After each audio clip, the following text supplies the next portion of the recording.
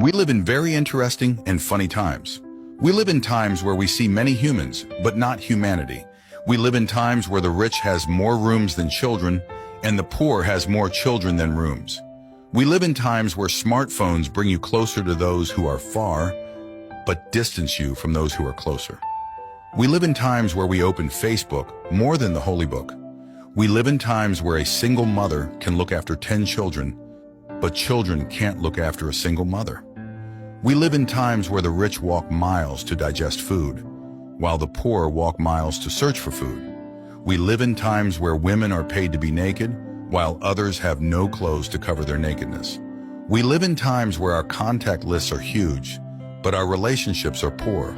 We live in times where our possessions are more, but our appreciation is less.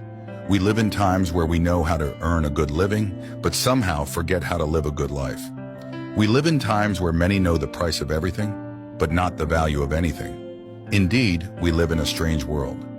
In the end, may God help and guide us.